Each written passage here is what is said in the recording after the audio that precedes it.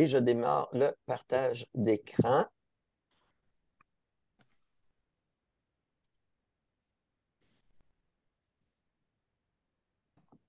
Voilà.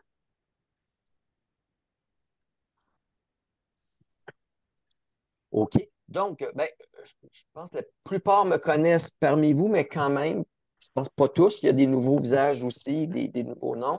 Donc, mon nom, c'est Jean-François Lefebvre. Donc, je suis chargé de cours en études urbaines au département d'études urbaines et touristiques de l'Université du Québec à Montréal. Et je collabore avec le milieu communautaire de la Chine comme expert en transport durable, en transition énergétique. Donc, avec les groupes comme Imagine la Jeunesse, comme le GRAM également. Donc, c'est à ce titre-là que je viens vous rencontrer aujourd'hui.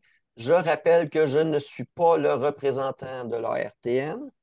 Donc, nous ne sommes pas dans les consultations formelles qui vont avoir lieu, en fait, ce mercredi à la Chine. Puis, en fait, qui se continue jusqu'au 11 février en ligne sur le site de l'ARTM. Mon but est strictement de vous montrer quelques-unes des analyses qu'on a faites avec quelques petites primeurs en même temps qui pourraient, en tout cas, vous aider à enrichir votre perception, mais aussi peut-être vos interventions auprès de la RTM et quand vous aurez l'occasion de les rencontrer, j'espère. Donc, euh, premièrement, je veux rappeler c'est quoi nos objectifs en mobilité. On l'oublie, là, des fois, on fait des choses de façon très sectorielle un peu partout, mais la politique de mobilité durable du gouvernement du Québec a adopté un ensemble d'objectifs, la CMM d'autres, la Ville de Montréal d'autres, mais tout ça s'intègre, s'imbrique et est cohérent. On a les objectifs de réduire le temps de déplacement, de réduire le nombre de déplacements en auto. Donc, là, ça, c'est quand même important de le mentionner. De réduire les dépenses des ménages allouées au transport, qui va avec la précédente aussi. Là. Même si on électrifie toutes les voitures, le coût, bon, une voiture électrique, c'est pas moins cher qu'une voiture à essence pour l'achat. Et si on veut réduire les dépenses des ménages, ça veut dire qu'il faut qu'on permette à des ménages de pouvoir fonctionner en étant moins dépendants de la propriété automobile. Je n'ai pas dit de ne pas pouvoir utiliser une auto à l'occasion, mais j'ai dit de ne pas avoir à assumer le coût constamment. Donc, réduire les accidents et aussi de façon significative le nombre d'usagers des transports collectifs. Donc, la CMM avait un objectif en pourcentage, mais j'en ai fait l'évaluation, puis ça veut dire que pour 2031, c'est 60 plus d'usagers en transport collectif en pointe qu'on devrait avoir pour atteindre les objectifs. Tout ça dans un contexte de lutte au changement climatique. Okay? Donc, et ici, c'est sûr que dans, je dirais, l'esprit de beaucoup d'entre nous, euh, on est habitué à voir le métro de Montréal et on rêvait d'avoir une station de métro à côté de chez soi. Ça peut être légitime. On voit ici ce qui était prévu en 1967 pour le réseau de 1982. Et donc, on constate qu'on est très loin d'être rendu là. D'ailleurs, les gens de l'Est peuvent voir que même dans cette vision-là, ils étaient pas mal délaissés. Bon, donc, et en fait, si on veut réussir la transition, une transition spectaculaire qu'on doit faire dans les 15-20 prochaines années, donc qui doit s'amorcer tout de suite, il faut voir où est-ce que ça a marché. Et, et là, l'exemple de Lyon est très intéressant. La ville de Lyon en France, dans la période des années mi-85 jusqu'à, en fait, mi-90, sur une période de 10 ans, ils ont augmenté de 50 le réseau de métro. Okay? Et c'est simple, c'est que malgré cette hausse-là, la part de la marche, du transport collectif et du vélo ont chuté. La voiture a augmenté de 10 Changement de stratégie pour la décennie suivante. Okay? On mise sur quelques stations de métro stratégiques, okay? Mais 6 lignes de tramway, 92 stations. Baisse de 17 des déplacements en automobile. D'ailleurs, la part modale de l'auto qui était de 53 a baissé, en fait, a baissé à 44 et ils ont l'objectif pour 2030, 35 c'est majeur. Là, okay? Le vélo a monté la marche de façon spectaculaire, transport collectif, plus 22 Donc, en fait, excusez, plus 36 et là, on est rendu à 22 de part modale. Bon, alors qu'on était à 14 initialement. OK? Donc, qu'est-ce que ça veut dire? Ça veut dire la clé, c'est combien de personnes ont accès à pied à une station. Ça veut dire que le métro, oui, on est habitué, là, mais c'est tellement cher que les quelques stations de métro qu'on peut réussir à obtenir en 40 ans, c'est pas assez pour changer la donne et faire en sorte que sur l'ensemble d'un territoire, les gens ont accès à proximité, à pied, à un service de transport collectif structurant. Donc, ce qui apparaît aujourd'hui un peu comme le Saint Graal au Québec, c'est-à-dire comment est-ce qu'on peut réduire donc le taux de possession automobile et les coûts associés. On se rappelle la déclaration de Fitzgibbon qui ne donnait pas son avis personnel, mais qui disait qu'il y avait au moins qui s'était donné la peine de lire la littérature internationale et voir ce que les organismes internationaux recommandent. Et M. Fitzgibbon avait dit, puis avait surpris tout le monde en disant il faut couper de moitié le parc automobile. C'est ça qui est annoncé comme étant la façon de voir l'avenir. Et là, on est très, très loin de ça. Et je reviens à Lyon. Bon, 17 moins de déplacements en automobile et 8 ça c'est en 20 ans, et en 10 ans, 8 moins d'automobiles en termes de taux de possession. Donc, ça me ramène au principe du bon mode au bon endroit. On a l'autobus pour la très, très faible densité, autobus en site propre avec voie réservée quand on a un niveau d'achalandage qui est suffisamment élevé pour le justifier, mais pas trop. Okay? Donc, et on a, pour les très grands niveaux d'achalandage, on a le métro pour 100 000 usagers et plus. Et entre les deux, on a tout le concept de système léger sur rail, train-tram, tramway, qui permet de combler, en fait, tous les corps entre les deux. D'ailleurs, c'est un point sur lequel j'exprime un petit désaccord par rapport à un des schémas produits par la RTM. Parce que la RTM, vous allez voir dans leur figure, ils montrent ce qu'ils appellent le train léger, mais qui représente en fait le REM de la CDPQ. Okay? Puis ils montrent comme un créneau où c'est juste le train léger de la CDPQ qui permettrait de répondre aux besoins. Il y a, il y a presque 400 villes dans le monde qui ont implanté des tramways, presque aucune là-dedans. On compte sur les doigts de les mains presque le nombre de villes qui ont installé l'équivalent du REM. En d'autres termes, le tramway comble parfaitement l'écart entre l'autobus et le métro.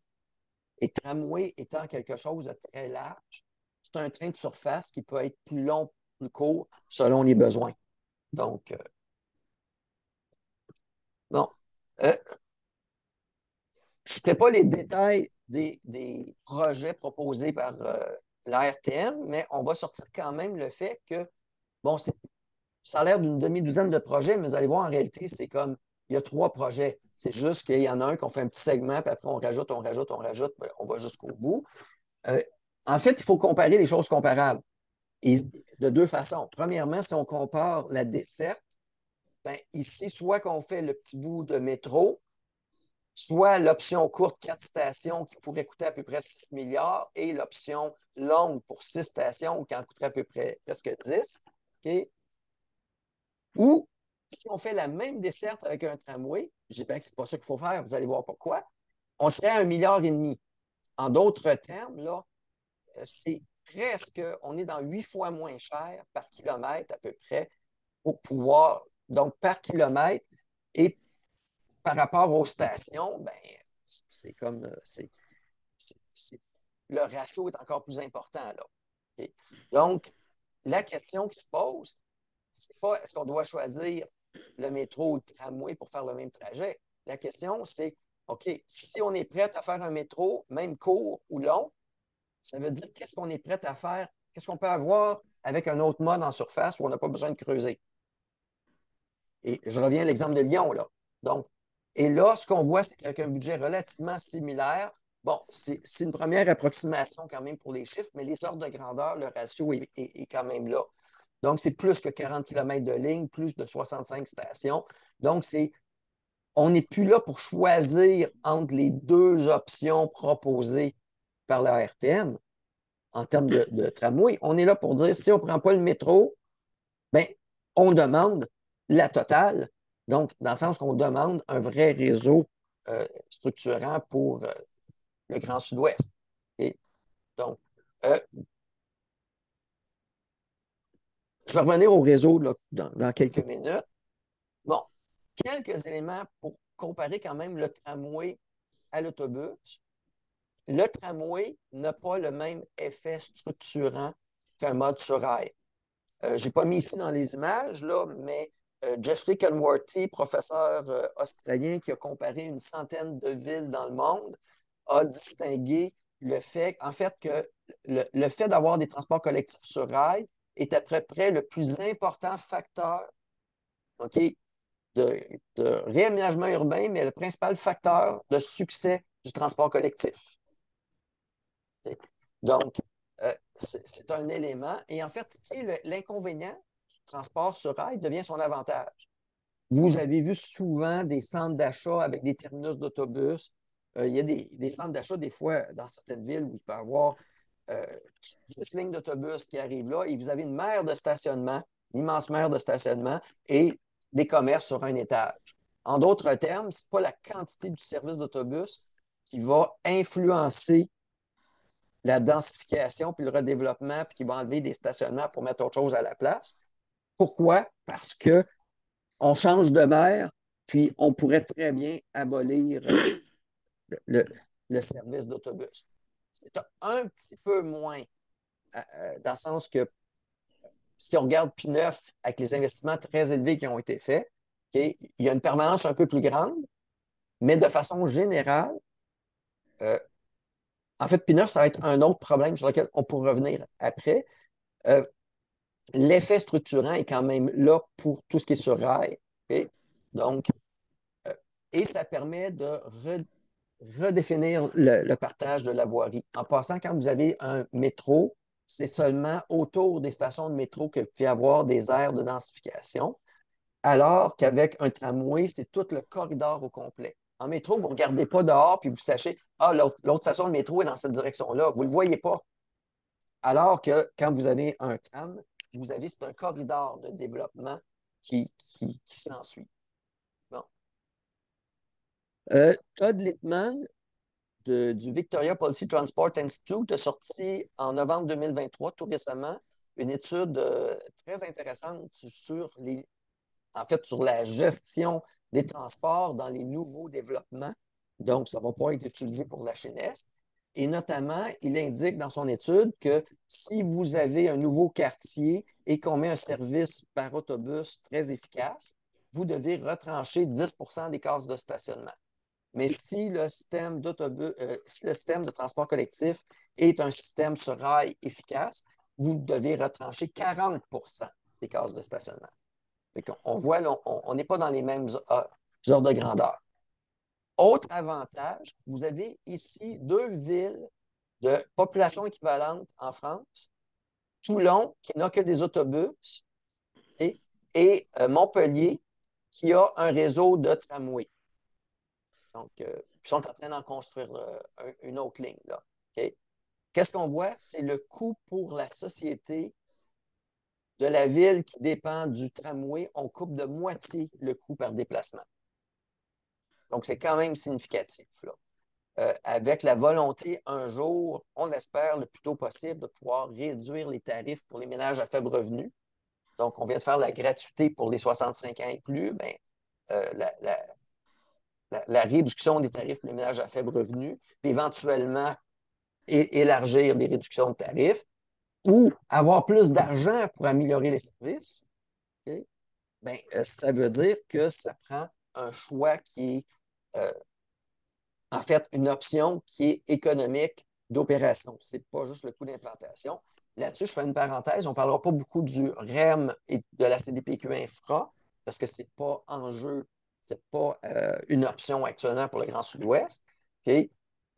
Mais les coûts qui sont imposés par la CDPQ Infra sont plus élevés. En fait, ils collent à peu près ceux de l'autobus. Donc, ça ne représente aucunement une réduction de coûts, mais ça va être une augmentation de coûts, en fait, pour les sociétés de transport et les citoyens. On parle pour le REM de l'Ouest qui est déjà construit, pour lequel c'est signé, là, qui est en train d'être implanté, ça va être 500-600 millions de dollars par année que ça va nous coûter. Bon, quelques autres avantages. L'accessibilité universelle. J'ai dit tout à l'heure que c'est des dizaines de stations de tramway qu'on va pouvoir faire avec les mêmes budgets que quelques stations de métro. Métro où on n'arrive même pas après des années à offrir des ascenseurs partout. Et on s'entend, c'est un ascenseur par station de métro, là. Dès qu'il y a une panne, je veux dire, une personne qui a un problème de mobilité, c'est la même chose avec le REM. Il faut aller 1 kilomètre plus loin pour pouvoir remonter, en fait, pour remonter, puis ressortir, puis trouver un chemin pour revenir, là. Okay. Donc, vous avez, comme les tramways à plancher bas, c'est là qu'on est rendu aujourd'hui, euh, amène une accessibilité universelle pour tout le monde. Donc, et avec le vieillissement de la population, etc. Euh, et le coût, ça, c'est quelque chose aussi. Euh, c'est un coût qui est un peu caché. Okay? Donc, c'est un service. Bon, le transport adapté, c'est un service qu'on considère sacré. Hein, il faut le fournir pour les personnes à mobilité réduite. Mais pour une petite portion des usagers, c'est une part très élevée quand même des coûts pour les sociétés de transport. Donc, puis ça, j'inclus Laval, Rive-Sud, Montréal. Là. Donc, je n'ai pas mis la diapo des coûts ici, on l'a calculé, mais c'est quand même un ratio très, très élevé. Donc, là, on va permettre à beaucoup, beaucoup de personnes d'avoir une liberté. Hein, parce que le transport adapté, là, c'est pas loin d'être la liberté. Là, ils peuvent l'attendre 2-3 heures. Là. C'est réservation bien d'avance. Et là, on offre la liberté de pouvoir se déplacer comme des milliers d'autres usagers grâce à l'accessibilité d'un grand réseau de tramway. Bon, deuxième volet, la possibilité de permettre l'accès des vélos à bord. Donc, aux Pays-Bas, on est rendu à 40 des déplacements qui sont une combinaison où les gens combinent le vélo et l'utilisation des trains légers. Bon, donc, ça va être à voir. Et un troisième, le GRAM, donc le groupe de recommandation d'action pour un meilleur environnement, est en train actuellement de réaliser une étude avec d'autres partenaires comme la Coop Carbone et sur comment on pourrait amener en période hors pointe des petits conteneurs sur roulettes là, qui contiendraient les colis devant être distribués dans un quartier résidentiel. On ne parle pas de transport de marchandises, là, des conteneurs qui viennent du port, des choses comme ça. Là. On parle juste de la distribution du courrier dans les communautés. Donc, euh, je n'ai pas mis l'image ici, mais à Montréal, les camions, c'est seulement 4 des véhicules, mais c'est la moitié des décès de, de, de cyclistes, puis le tiers des décès de piétons. Euh, c'est un enjeu énorme, sans compter l'impact environnemental, les coûts, etc. Donc, l'idée, c'est qu'on va pouvoir, grâce au tramway, amener ces petits containers-là qui deviennent la portion cargo d'un vélo cargo. Ce que je vous dis, c'est en train d'être expérimenté en Allemagne. C'est-à-dire, le temps qu'on construise le tramway, toute la technologie, tout le matériel va avoir déjà été développé en Allemagne.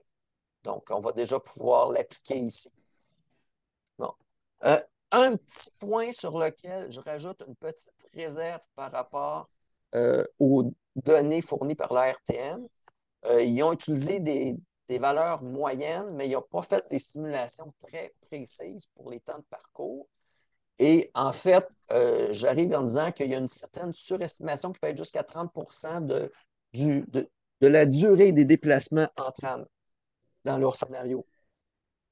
En fait, c'est simple. Si on prend une voie réservée euh, pour autobus, par exemple, le ministère des Transports peut autoriser à ce que les autobus aillent 10 km/h plus vite que la vitesse du trafic sur la même voie.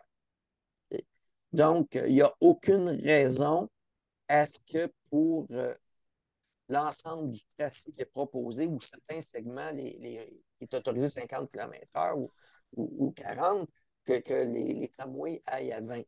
Donc, fait que cette petite nuance-là.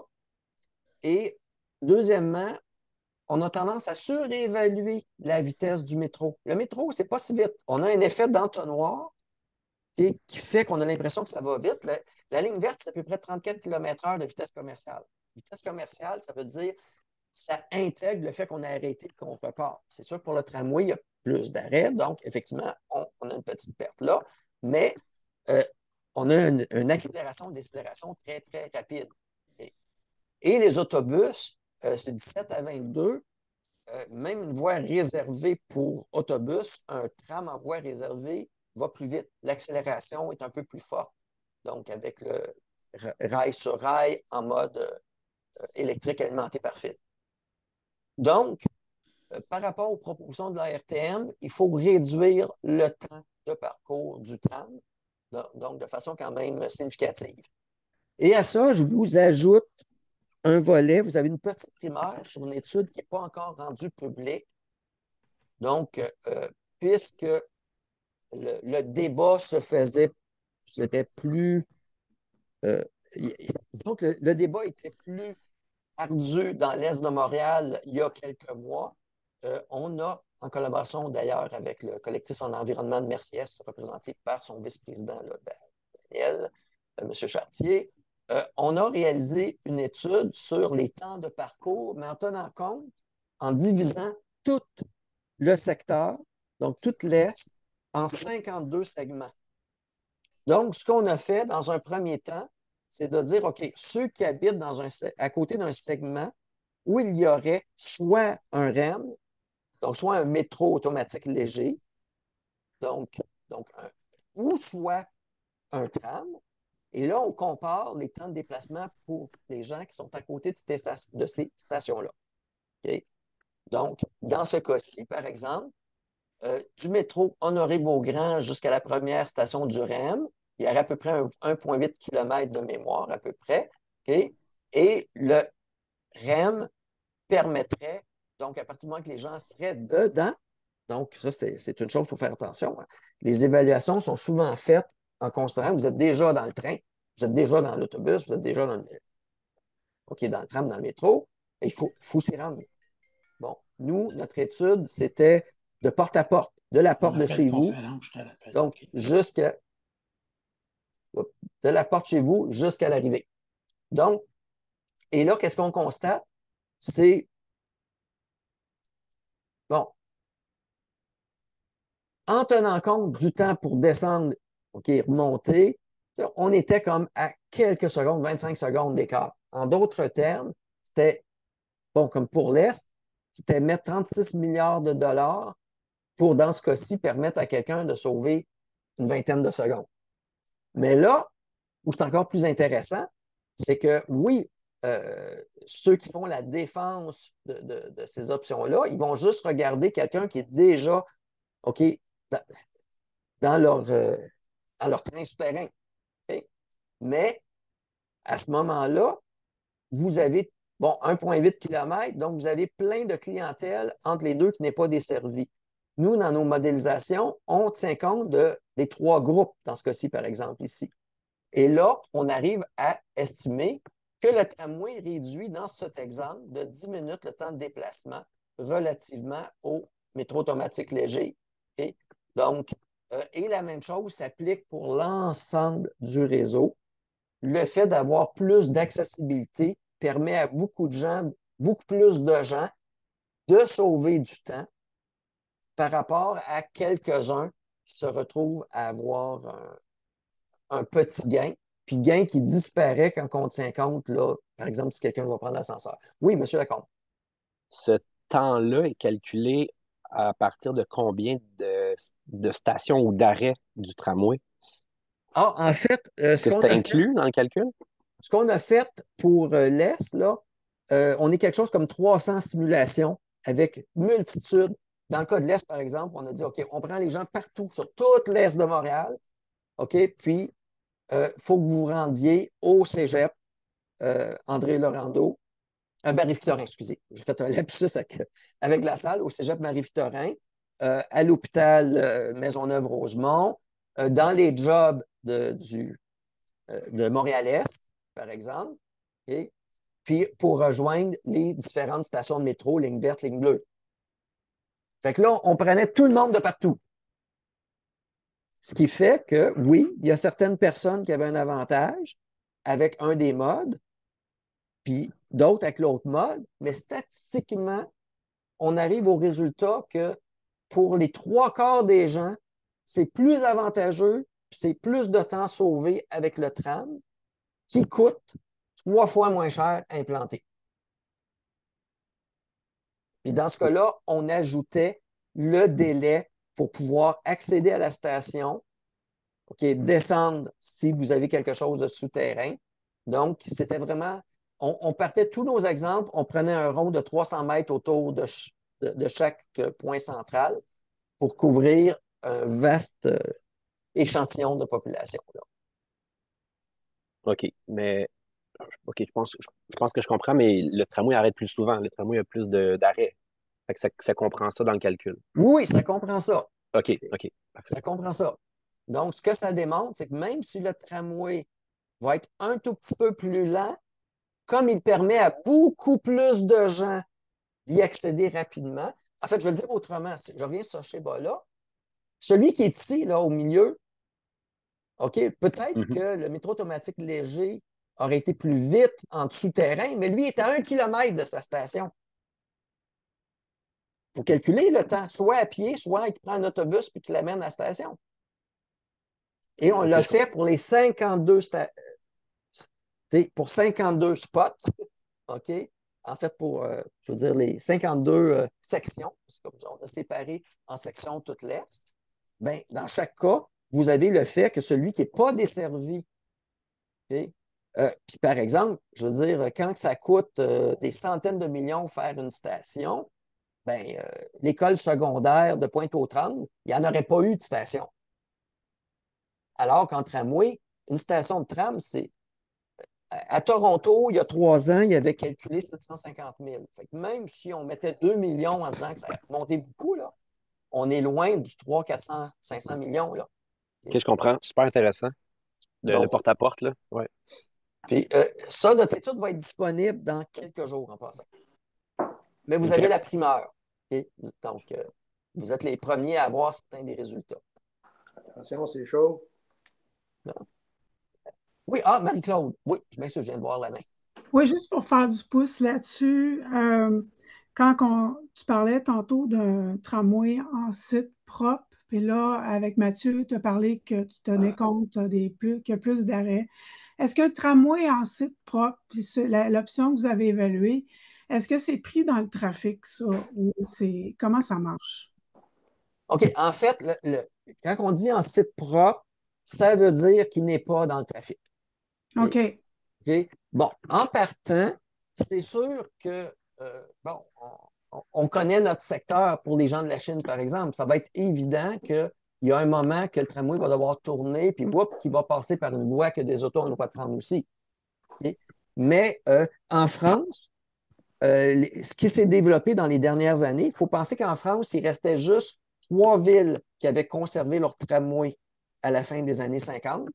Tout comme au Canada, il y avait juste Toronto, une seule ville qui avait conservé ses tramways. Okay? Là, il y a 28 des 30 plus grandes villes de France qui ont réintroduit le tramway. Et 90 des tracés des tramways modernes sont en site propre. Il y a 10 seulement où il y a un partage de la voirie avec des autos. Bon, OK, donc 30 km/h, là, je pense que c'était ça la valeur moyenne ça tient compte du fait que. qui arrête. Oui, ça veut dire qu'il est capable de rouler à 50 km/h dans certains bouts, là, à 60 dans certains bouts où il a le droit. Là. OK? Euh, par exemple, en plein milieu de l'écoquartier de la Chinesse, tu vas rouler moins vite, par exemple. Mais il y a des secteurs à côté de Saint-Pierre, je veux dire, là, quand tu es à côté d'une voie rapide, tu n'as pas à interdire aux trams d'aller plus vite. Parfait, merci. Bon. Fait que c'est ça. Fait que c'est là qu'on gagne de la vitesse du fait d'avoir une plus grande partie en site propre. Et donc, bon, qu'est-ce que ça dit aussi? Donc, les études qui ont été faites un peu partout ont toujours tendance à sous-estimer l'achalandage du tramway. C'est intéressant, et entre autres parce que ces études-là ne tiennent pas compte. Si on regarde ce qui a été fait là, dans le cas de l'Est, là, par les différentes études, on regardait comme, oui, un mode va un peu plus vite dans la vitesse commerciale, il va attirer plus de monde, mais on ne regardait pas la vitesse au niveau du temps de déplacement causé par l'accessibilité. Le résultat, c'est que les tramways finissent par faire meilleure figure que ce que les études anticipaient. Et ici, je vous présente, c'est une évaluation qui a été faite pour 6 grandes villes françaises où on a constaté une hausse de presque 30 à presque 50 de l'achalandage total. Pas juste sur le petit créneau, là, total, OK, du transport collectif 2 ans après l'implantation. Puis là, on n'a même pas l'effet densification encore, là, qui prend une dizaine d'années à s'imposer. Et donc, c'est significatif. Pour la Ville de Québec, qui sont à 10 de part modal, l'estimé qui a été fait par des chercheurs, c'est qu'ils vont pouvoir monter à 25 de part modal avec le tramway de Québec. Bon. Et donc, il y a eu, bon, ça, c'est le tramway de Strasbourg. Bon, il est beau. Je pense que c'est pour la peine de le souligner. Puis en même temps, bon, il y a un partenaire entre la Chine et Strasbourg qui a quand même influencé aussi les échanges d'informations et d'expertise. Et entre autres, vous avez en ligne maintenant sur la page web d'Imagine la Chinesse, vous avez accès à la conférence qu'Alain Youn, l'élu de Strasbourg en charge des transports, nous a faite en octobre dernier. Donc, elle est maintenant en ligne. Je donne une citation donc, de sa conférence. Il avait indiqué que grâce au tram, en 25 ans, le nombre d'automobiles qui rentrent dans Strasbourg a diminué de 30 alors que le nombre de personnes qui rentrent dans Strasbourg a augmenté de 30 Fait que c'est important là, parce qu'il y en a qui disent est-ce que ça va empêcher la mobilité? Les gens pourront plus se déplacer, ils vont être pognés dans le. OK, ça va faire plus de trafic. Non, on voit très bien, ça rend l'ensemble du système plus efficace. Bon. Puis, excuse-moi. Oui, allez-y. Ça, c'est vraiment, c'est sur 25 ans, c'est quand même une longue période. C'est vraiment attribuable au tramway. Oui, ça, c'est vraiment. En fait, ils ont même fait des figures où c'est intéressant parce qu'on voit l'achalandage du transport collectif, puis on voit à chaque fois qu'ils créent une nouvelle ligne, on voit la courbe qui reprend, qui s'accentue à chaque fois. Ouais. C'est comme ça monte, puis ça monte plus vite. Puis là, ça monte plus vite à chaque fois qu'une nouvelle ligne rentre en fonction. OK.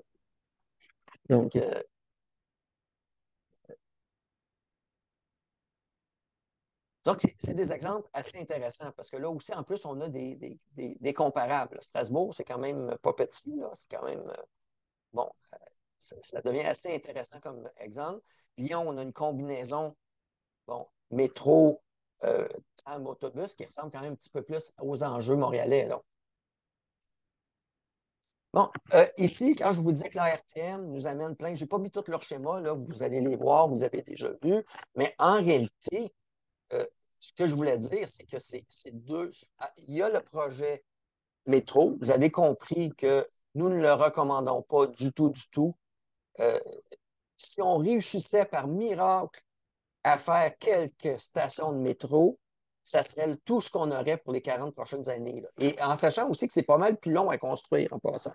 Ça, c'est un autre enjeu. Le tramway en surface, là, on vient de sauver une couple d'années.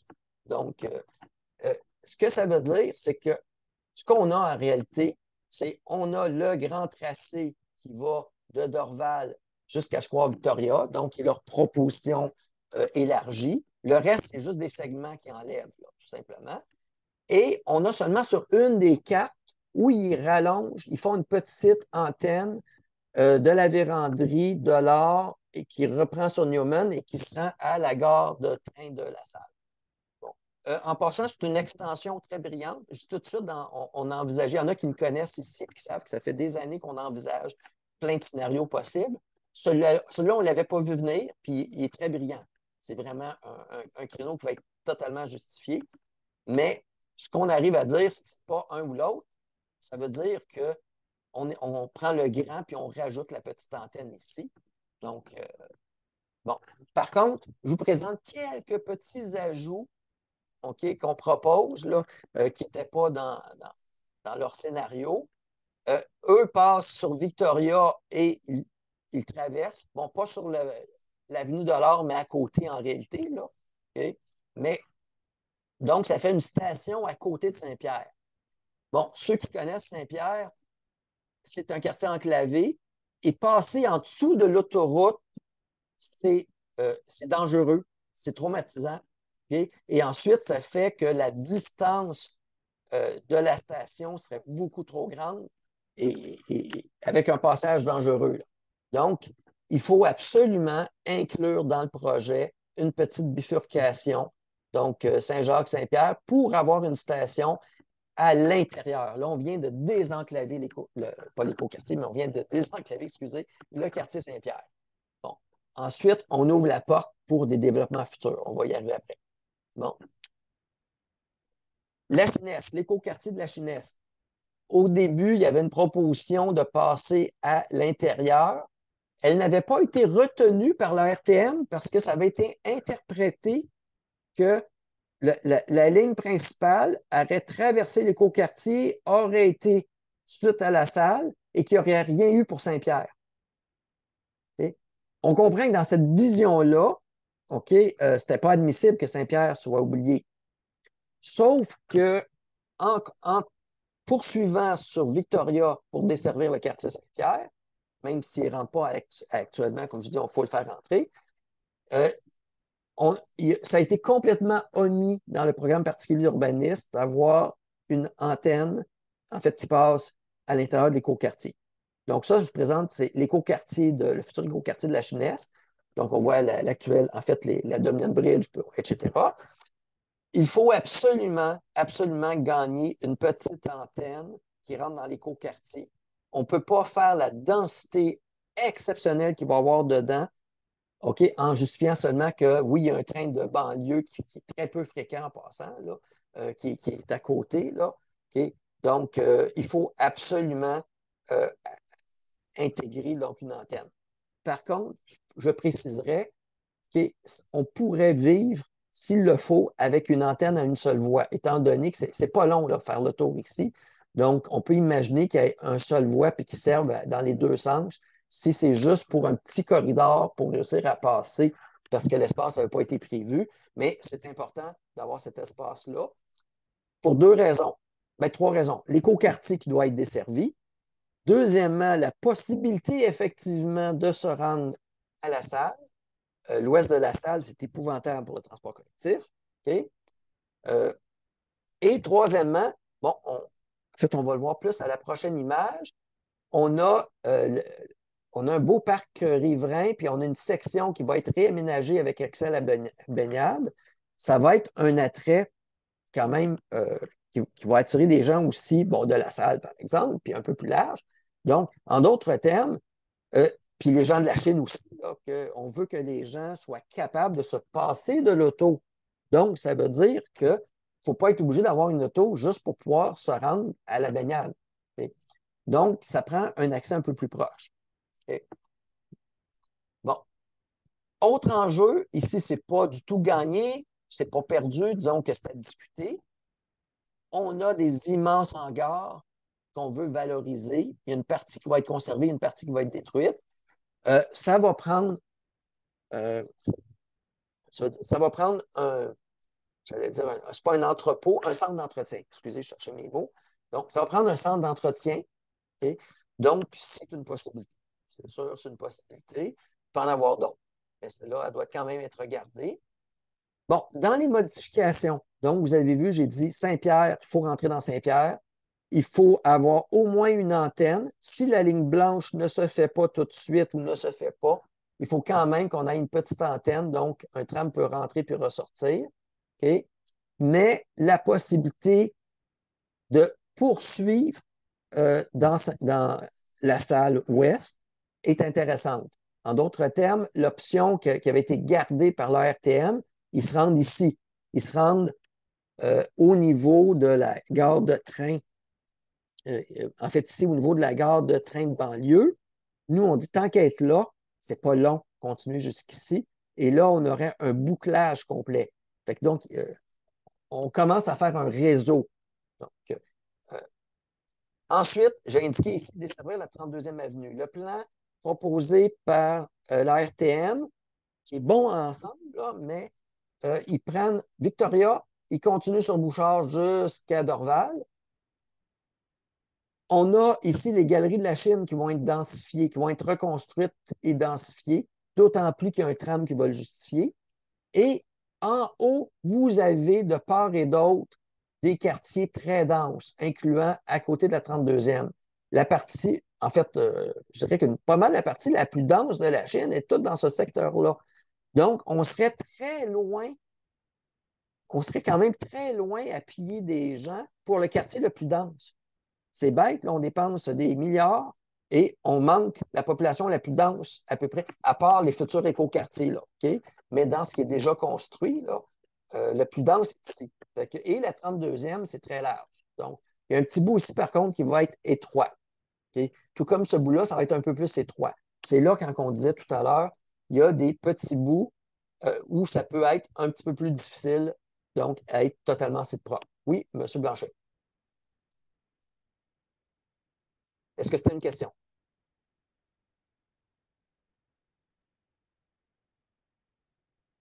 Non. J'interprète que non. C'est que c'était tout simplement l'idée que vous aviez appuyée. Ah, M. Bourque? Oui, je vais mettre mon courrier. Non, est-ce qu'il va y avoir, ben, je ne sais pas à quelle heure ça va finir. Va-t-il y avoir une période de questions ou ça va finir ou quoi? Ben là, j'essaie de finir très vite. Je ne suis pas tellement loin, j'espère. Je vais aller un petit peu plus vite, là. Oui. Oui, Puis parce qu'il effectivement, avait je dit vais jusqu'à une rester heure. Là. quelques minutes pour. François, Oui. j'ai juste une question, là, juste pour terminer.